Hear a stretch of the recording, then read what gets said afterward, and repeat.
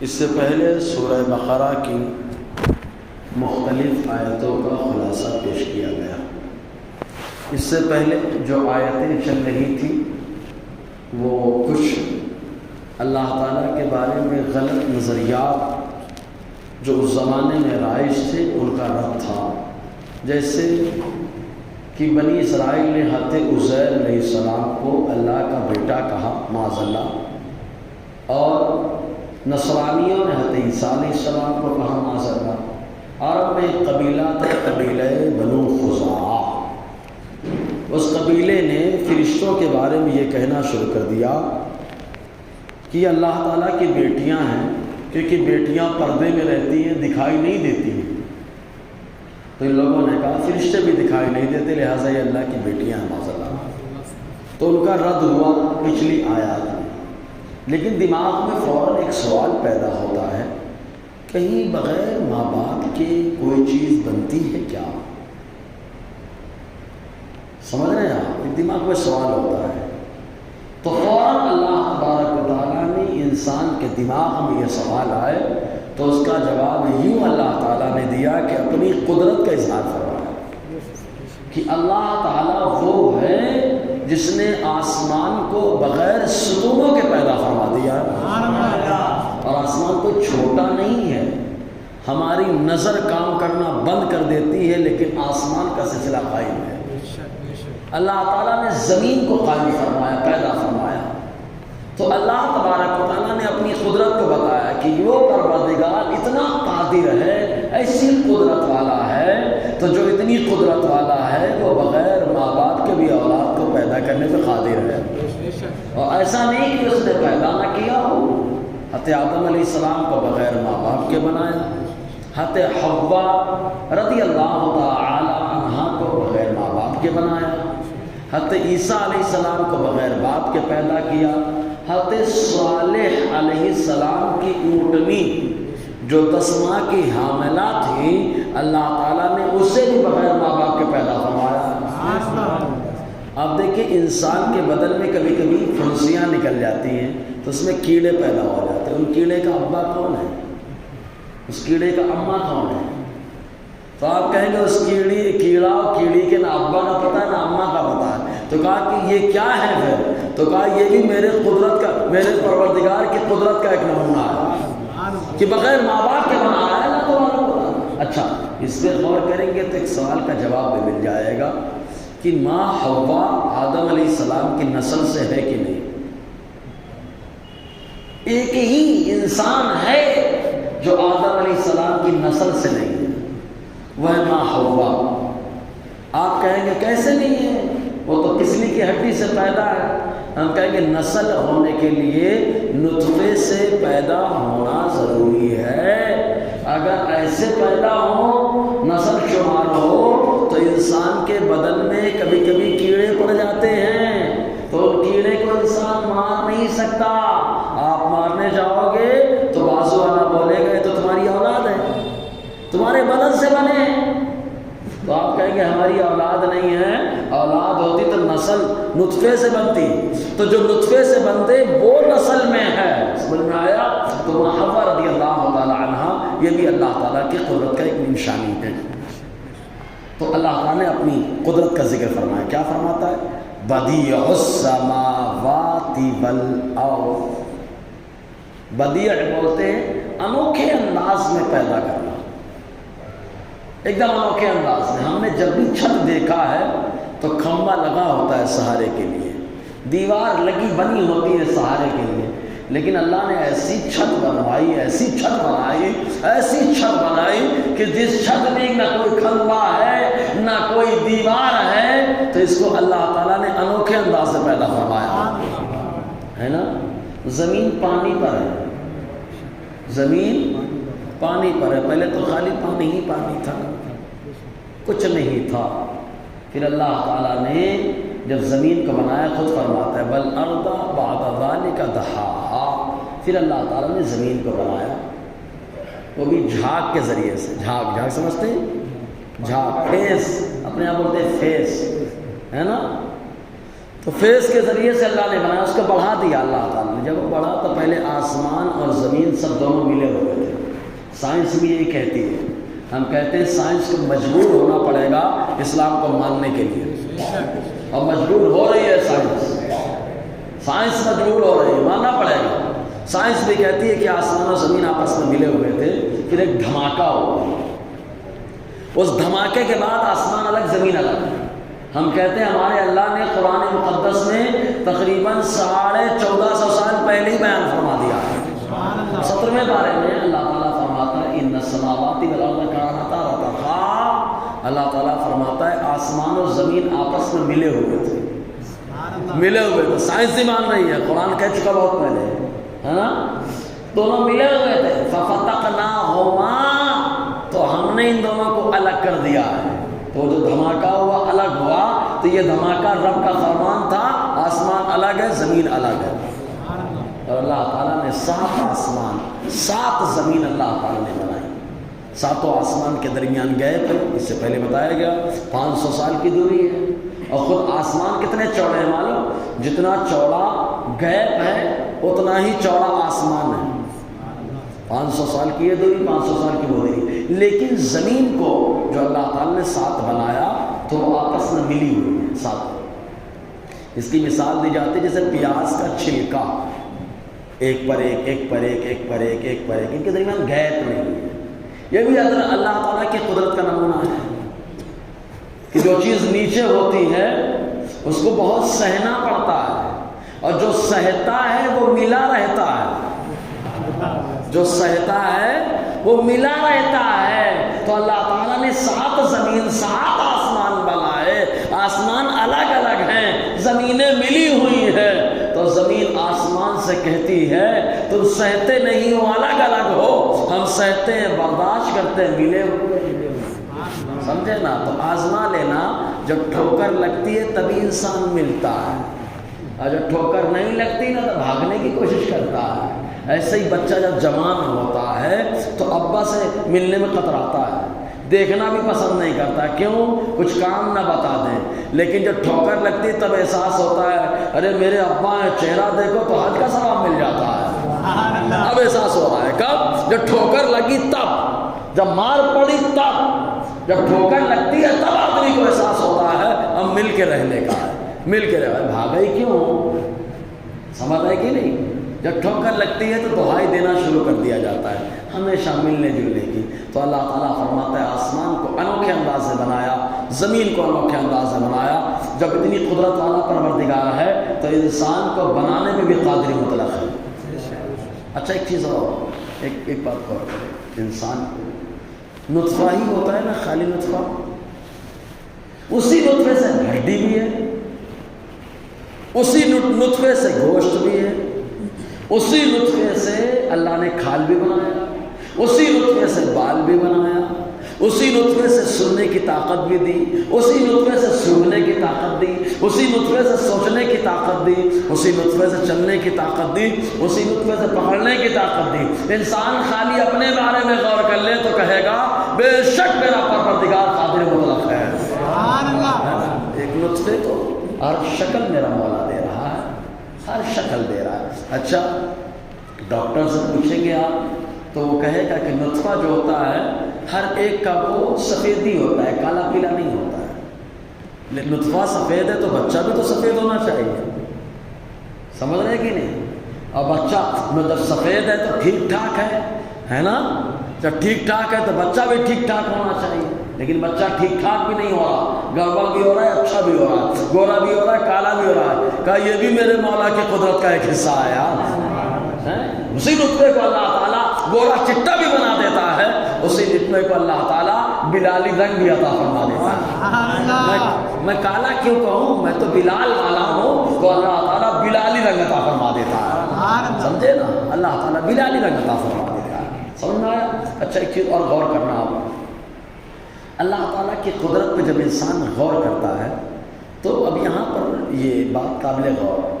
نطفہ سفید ہے, پانی صاف ستھرا ہے. پانی کیا ہے؟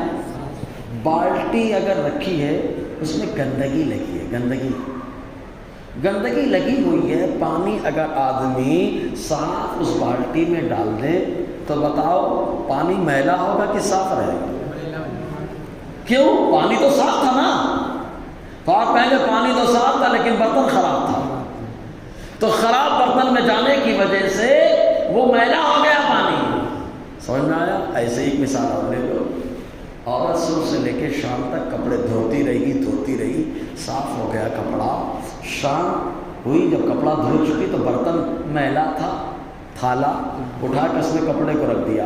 بتائیے کپڑا میلا ہوگا کہ صاف رہے گا؟ بولیے نا, میلا. کیوں؟ برتن خراب ہے. بتانا مقصد یہ ہے کہ ہر آدمی کو اللہ تبارک و تعالیٰ نے صلاحیت دی ہے, اس کا نطفہ سفید ہوتا ہے. اگر برتن باپ کا صاف رہا, ماں کا برتن صاف رہا, تو اللہ تبارک و تعالیٰ غوث پاک نہیں تو غوث پاک کا غلام پیدا کرتا ہے. اور اگر باپ جو برتن ہے وہ میلا ہو گیا, ماں جو برتن ہے وہ میلی ہو گئی, تب ایسی صورت میں بچہ نالائق اور شریف پیدا ہوتا ہے. سمجھ رہے کہ نہیں؟ ورنہ بچہ ماں سمجھتی ہے کہ زندہ نہیں ہے, نہیں, باپ پیٹی میں مارنا شروع کر دیتا ہے. پیٹی میں رہتا ہے, زندہ ہے, مارتا ہے گپ گپ. اور غور کرنے والی بات, جب ماں کے پیٹ میں جو پانی بھرا ہے اس میں تیرتا ہوا بچہ زندہ ہے, تیرتا ہوا بچہ, اور اوپر سے چاروں طرف سے کور لگا ہوا ہے, وہ بھی میلا کچیلا, لیکن بچہ زندہ ہے, پانی میں سانس لے رہا ہے, اللہ روزی دے رہا ہے, 120 دن میں روح ڈال دی گئی ہے. تو یہ بھی اللہ تعالیٰ کی قدرت کا ایک حصہ ہے کہ اللہ تبارک و تعالیٰ اپنی قدرت کا نمونہ عطا فرما رہا ہے کہ پانی میں تیرتے ہوئے بچے کو آکسیجن عطا فرما رہا ہے, ماں کے پیٹ کے اندر غذا عطا فرما رہا ہے, بچہ زندہ ہے, حرکت کر رہا ہے نا. ارے بابا جب یہاں زندہ ہو سکتا ہے تو قبر کے اندر کیوں نہیں زندہ ہو سکتا؟ پانی میں زندہ ہے تو مان رہے ہو زندگی ہے, سمجھ آیا کہ نہیں؟ وہاں زندگی مان رہے, وہاں کیوں نہیں مان رہے؟ تو کہا یہاں ڈاکٹر نے کہہ دیا ہے. ہم نے کہا تمہارے ڈاکٹر نے یہاں کہا تو زندہ ہے, ہمارے ڈاکٹر جو مدینے والے ہیں انہوں نے کہا ہم قبر میں زندہ ہیں. ہم تو اپنے ڈاکٹر کی مانیں گے, آپ اپنے ڈاکٹر کی مانیے, ہم اپنے ڈاکٹر کی مانتے ہیں. سمجھ رہے کہ نہیں؟ ایک چیز اور, تو یہ اللہ تعالیٰ کی قدرت کی ایک عظیم نشانی ہے. تو آسمان اور زمین کو اللہ تعالیٰ نے بنایا, اور اس کی شان کیا ہے معلوم؟ اذا قضى امرا, جب اللہ تعالیٰ کسی معاملے کا فیصلہ فرماتا ہے, فإنما يقول له كن فيكون, تو خالق کہتا ہے ہو جا, وہ چیز ہو جاتی ہے. اب یہاں نقطہ دینا چاہ رہا ہوں, وہ چیز اللہ کی فرما بردار ہے کہ نہیں ہے فرما بردار. اللہ تعالیٰ کا کلام کون نہیں سننا چاہتا؟ ہر کوئی سوچتا ہے کہ میں میرے اللہ کو مانتا ہوں, میرے اللہ کی بات میرے سماعت میں آ جائے, میری سماعت میں آ جائے, میں خوش ہو جاؤں. میں بولتا ہوں شرط یہ ہے کہ اللہ والے بن جاؤ, اللہ کی بات سنو, جیسا وہ کہتا ہے ویسے چلو, ارادہ ہو ویسے ہی کرنا شروع کر دو. دیکھو اللہ تعالیٰ کے کلام کی لذتیں کیسے ملیں گی. ہر چیز اللہ کا فرمان مانتی ہے, اس لیے اللہ فرماتا ہے ہو جا, وہ چیز ہو جاتی ہے. اللہ نے یہ نہیں کہا کہ جبریل سے میں کہتا ہوں جبریل تو جا کے بنا دو, نا نا نا, رب نے فرمایا میں خالی کہتا ہوں ہو جا, وہ چیز ہو جاتی ہے. تو جو چیز ہو رہی ہے یہ اللہ کا کلام سن رہی ہے. سمجھ رہے نا, اللہ کا کلام سن رہی ہے. جی اسی لیے آگے کیا, اللہ کا کلام سن رہی ہے نا, اللہ کا کلام جو چیز ہوتی ہے. اب اللہ نے فرمایا زمین کو ہو جا, تو زمین نے یہ نہیں کہا کیسے ہو جاؤں, پانی پہ کیسے ٹھہروں گی میں, میرا تو چھوٹا سا پتھر بھی پانی میں ڈوب جاتا, میں کیسے ٹھہروں گی. اس نے چوں چاں کنتو پرنتو نہیں کہا, جیسے رب نے حکم دیا ہونا شروع ہو گئی, اور اللہ تعالیٰ نے اس کو پانی پہ ٹھہرا دیا. تو جو بندہ اللہ کی بات مانتا ہے کنتو پرنتو نہیں کرتا ہے, اللہ تعالیٰ اسی کو کمال عطا فرماتا ہے. سمجھے نا, تو کمال لینا ہے تو اللہ کی سننا پڑے گا, اللہ کی ماننا پڑے گا. سمجھ رہے کہ نہیں؟ آسمان نے کنتو پرنتو نہیں کہا کہ کیسے رکوں گا میں ہوا میں, تو کہا مولا مجھے کنتو پرنتو کرنے کی ضرورت نہیں ہے, تو نے کہہ دیا میں ہوا میں ٹہر جاؤں گا. پرندوں کو ہوا میں روکنے والا اللہ ہے. سمجھ رہے ہیں نا, کمال دینے والا اللہ ہی تو ہے. جی اور ایک چیز اور, آج دنیا بولتی ہے ہم نے ہوائی جہاز, پانی والا جہاز بنایا. میں بولتا ہوں اس کا نمونہ بھی میرے رب کی قدرت کی نشانی ہے۔ آپ کہیں گے پانی والا جہاز، ہم کہیں گے دیکھو نا میرا رب فرماتا ہے اے نوح جہاز بناؤ میری آنکھ کے سامنے، بِأَعْيُنِنَا، میرے سامنے درخت لگائے گئے، پانی والا جہاز بنایا۔ تو پانی والا جہاز بنانا یہ بھی اللہ کی قدرت کی نشانی ہے کہ اللہ تعالیٰ نے اپنے پیغمبر نوح علیہ السلام سے بنوایا۔ تو پانی والا ہوا میں اڑنے والا جہاز، ہم کہیں گے تمہارا ہوا والا جہاز ہوا بھرو تو اڑتا ہے، یہ سلیمان علیہ السلام کا جہاز حکم خدا پا کر کے اڑتا ہے۔ سمجھ رہے کہ نہیں؟ حکم خدا پا کر کے، تخت سلیمان علیہ السلام، سمجھے کہ نہیں؟ تو یہ سب اللہ تعالیٰ کی قدرت کی نشانی ہے۔ کوئی یہ نہ کرے کہ ہم نے ایجاد کیا، ہم نے بنایا، نہ نہ نہ، دماغ آپ کا چلا ہے لیکن دماغ میں ترکیب میرے اللہ نے عطا فرمائی ہے، سمجھے نا؟ آسانیاں اللہ نے پیدا فرمائی ہیں جی، ہواؤں کے درمیان اللہ تعالیٰ ہی ہمارا روکتا ہے، یہ قدرت کی اس کی نشانی ہے۔ تو جو اللہ کی سنتا ہے اس پہ فرمان پہ عمل کرتا ہے تو اس کو کلام کی لذت ملتی ہے، تو فوراً آگے بات، کلام کی جب لذت سب کو مل سکتی ہے انسان کو کیوں نہیں؟ تو ایک شخص جس کا نام تھا رافع ابن خزیمہ آیا حضور کے پاس، کہا تم کہتے ہو اللہ ہے، اس نے آسمان و زمین کو بنایا ہے، مکہ کو بنایا، ہر چیز کو بنایا، آپ کو پیغمبر بنایا، ہم اس کی بات سننا چاہتے ہیں، وہ ہم سے بات کیوں نہیں کرتا؟ ہمارے پاس فرشتوں کو کیوں نہیں بھیج دیتا کہ فرشتے آ کر کے بولے آپ اللہ کے پیغمبر ہیں؟ سمجھ رہے نا؟ اللہ تعالیٰ فرماتا ہے وَقَالَ الَّذِينَ لَا يَعْلَمُونَ لَوْلَا يُكَلِّمُنَ اللَّهُ أَوْ تَأْتِينَا آیَةٌ، اور ان لوگوں نے جن کو علم نہیں ہے، جانتے ہی نہیں، جاہل مطلق ہے، ابو جہل کے ساتھی ہیں، تو وہ کہتے ہیں لولا یکلمنا اللہ، اللہ ہم سے بات کیوں نہیں کرتا؟ او تاتینا آیا، یا ہمارے پاس نشانی کیوں نہیں آ جاتی کہ فرشتے آ کر بولے آپ اللہ کے پیغمبر ہیں؟ یہ سب بکواس کرتے رہے، ان کو تو بہانا چاہیے نہ ماننے کا۔ دیکھو ماننے والا ہر حال میں مان لیتا ہے، نہ ماننے والے کو دلائل پہ دلائل دیتے رہو، نہیں مانے گا تو نہیں مانے گا۔ دیکھو 11ویں کی نسبت سے ایک بات بتاؤ، حضور غوث پاک کے پاس آیا شیطان، بولتا اے عبد القادر تمہارے سے نماز معاف ہو چکی ہے، پڑھنے کی ضرورت نہیں ہے تم کو، تمہارے لیے نماز معاف ہو چکی ہے۔ یار بہت ڈھیر لوگ ہیں اپنے آپ کو بابا جی بولتے ہیں نماز معاف ہے، ہم کہتے ہیں غوث پاک کا قول دیکھو، غوث پاک نے فرمایا بھاگ مردود، تو شیطان ہے جو مجھے برخلا رہا ہے۔ جانے لگا کہ عبد القادر تم کو تمہارے علم نے بچا لیا، کب مردود جاتے جاتے پیترا چلتے جا رہا ہے، مجھ کو میرے علم نے نہیں بچایا، میرے رب کے کرم نے بچا لیا ہے۔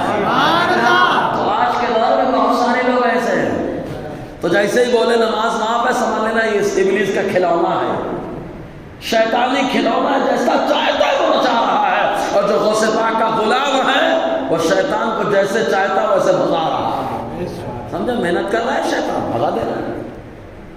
تو بہت ساری چیزیں ماننے والے کوئی دلیل کافی، نہ ماننے والے کوئی دلیل نہیں، مان لیتا ہے ڈائریکٹ۔ حضرت عثمان غنی ایمان لائے، کوئی دلیل دیکھیے کیا؟ نہ، حضرت ابو بکر نے تو دلیل مانگی ہے، کیا دلیل ہے آپ نبی ہیں؟ تو حضور نے فرمایا وہ خواب ہے جو تم نے ملک شام میں دیکھا تھا، خواب کے بارے میں بتایا، کلمہ پڑھ کے مشرف اسلام ہو گئے کہ جو نبی مکے میں بیٹھ کر کے شام والے خواب کو دیکھ رہا ہو تو وہ نبی بلا شبہ چھپی چیزوں کو جانتا ہے، وہ نبی ہوگا۔ عمر نے قرآن کی آیت سنی تھی، ہے نا، اور کیا دیکھا تھا؟ بہنوں ہی اور بہن ان کا ذبیحہ کھاتے ہی نہیں ہے، کہا میرا ذبیحہ نہیں کھا رہے ہیں، ذبح کیا گوشت، اتنا کمال کہاں سے آیا؟ خوب مارا، لیکن مار میں بھی ایمان کی لذت مل رہی ہے، مارنے تو آئے تھے لیکن اپنے کفر کو مار رہے تھے، ایمان لائے تو دلیل دیکھے۔ عثمان غنی نے کون سی دلیل دی؟ اب تو ابو بکر نکلے ہیں حضور کے پاس سے ایمان لا کر کے، تو 4-5 صحابی جو ایمان لائے ساتھ میں بیٹھے ہوئے تھے، حضرت ابو بکر کے دوست تھے۔ حضرت ابو بکر نے کہا میں ایمان لے آیا، کہا کس پر؟ کہا نبی آخر زمان پر، کہا جب آپ لے آئے تو ہم آپ کے دوست ہیں، ہم بھی کلمہ پڑھ کے مشرف اسلام ہیں۔ ماننے والے کے دلیل ضروری نہیں ہے، نہ ماننے والا کنکر بھی لے کے آئے گا تو نہیں مانے گا، چاند بھی ٹکڑے کروائے گا تو نہیں مانے گا۔ تو ان لوگوں نے کہا کیوں نہیں آتی؟ اللہ تعالیٰ سے کیوں نہیں بات کرتا؟ کیوں نشانی نہیں آتی؟ رب فرماتا ہے کذالک قال الذین من قبلہم مثل قولہم، ایسے ہی ان سے پہلے کے لوگوں نے ان کی جیسی باتیں کی تھی۔ موسیٰ علیہ السلام سے بھی ایسے ہی کہا، عیسیٰ علیہ السلام سے بھی کہا، ابراہیم سے بھی کہا، ایسے ہی بکواس کرتے رہے لوگ۔ اے محبوب قد بینا الآیات لقوم یوقنون، ہم نے نشانیاں بیان کر دی ہیں ایسے لوگوں کے لیے جو ایمان رکھتے ہیں۔ ہر چیز میں اللہ کی قدرت کی نشانی نظر آتی ہے، ہر چیز میں۔ صابر پاک جو بزرگ غوث پاک کے پر پوتے ہیں، غوث پاک کے کون ہیں؟ پر پوتے۔ غوث پاک کے شہزادے سیدنا عبد الوہاب، ان کے شہزادے سیدنا عبد السلام عبد الرحیم، اور ان کے شہزادے ہیں سیدنا سرکار علاء الدین علی احمد صابر پاک۔ پیدا ہوئے بچپنی سے خالی ایک ورد کرتے تھے، لا موجودہ الا اللہ۔ کیا مطلب؟ دنیا میں خالی ایک ذات موجود ہے، وہ ہے میرے اللہ کے ذات۔ وہ ہر چیز میں اللہ کا جلوہ دیکھتے تھے۔ انسان خود اپنے بارے میں غور کرے، اللہ تعالیٰ کا جلوہ اس کو نظر آئے گا۔ کہا کیسے؟ کہا وجود کو دیکھ لے، کچھ نہ تھا، اللہ نے بہت کچھ بنا دیا، تو جس نے سب کچھ بنایا وہی قادر مطلق ہے۔ تو یہ انسان خود اللہ تعالیٰ کی قدرت کا ایک نمونہ ہے۔ انشاءاللہ اور آگے گفتگو رہے گی۔ اللہ تعالیٰ فیضان قرآن، برکات قرآن سے